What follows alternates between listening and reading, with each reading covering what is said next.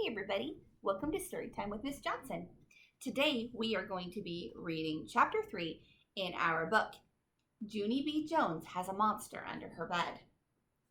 Chapter 3, The Invisiblest Guy. I ran to my house and I hollered for my Grandma Helen Miller. Grandma Helen Miller! Grandma Miller! Grandma Helen Miller! I'm so glad to be home because today was not a very good day at school. Grandma Miller was in the kitchen. She was holding baby brother named Ollie. I jumped up and down in front of her. Pick me up, pick me up, pick me up! I can't right now, Toots, she said. I've got my hands full with Ollie. Yeah, so put him on the floor, I said, because I need a hug down here, Helen. Grandma Miller leaned down and hugged me. And then she said, don't call her Helen. Why don't we go and change your clothes, she said, and then you and I can make some popcorn and you can tell me about your day. How does that sound? Just then, my whole face got happy because popcorn is my most favorite thing in the whole wide world. Hooray! I shouted, hooray for popcorn! I ran right to my room and then I took off my shoes and my socks and my feet did a happy dance on the floor and it was called the Happy Feet Popcorn Dance.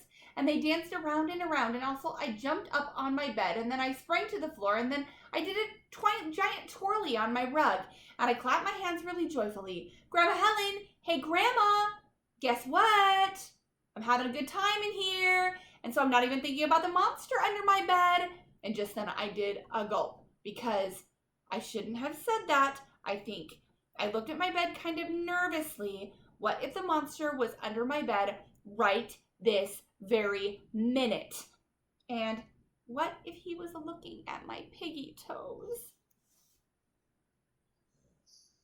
Here she is all nice and happy and dancing right before she remembered the monster.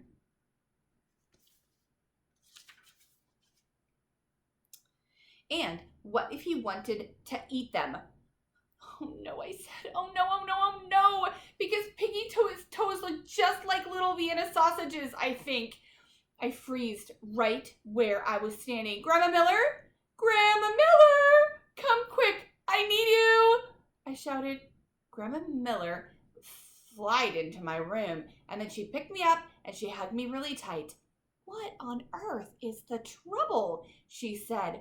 She sat down with me on my bed. No, Grandma, no, we can't sit here. I squealed and I squeezed out of her arms, and then I ran out my door. There's a monster under my bed, I yelled. I jumped down. Run, Helen! Run like the wind! Only Grandma Helen didn't run. She just flopped back on my covers and she closed her eyes. No! Junie B, please! We're not even going through the monster business again. Are we? We've talked about monsters before, remember? We decided that there is no such thing as monsters. Yes, but I have new information, I said, because the monster under my bed turns himself invisible whenever I look at him. Plus, at night, after my eyes are closed, he climbs up next to me and he puts my whole head in his mouth. Grandma Miller did a big breath, and then she went to the kitchen. And she brought back my daddy's flashlight, and she shined it under my bed. No monsters, Junie B? None. I don't see a single monster under this bed, she said. See? I said. That proves it, Grandma. He turned himself invisible.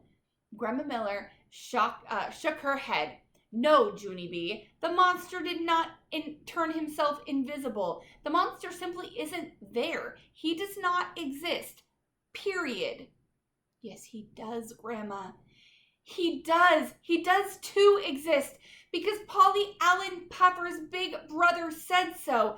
Plus, I've seen the drool. Grandma Miller said to calm down my voice, and then she got me a drink of water, and why, I almost forgot about the monster for now.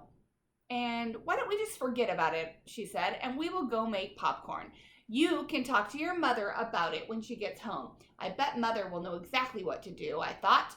And I thought, what, Grandma? What will she do? I asked. Then all of a sudden, a light bulb went off in my head. I know what she'll do. My mother will get a broom and she will bash bash in that monster's head, because I saw her do that to a roach before, and she is excellent at it. Grandma Miller closed her eyes again.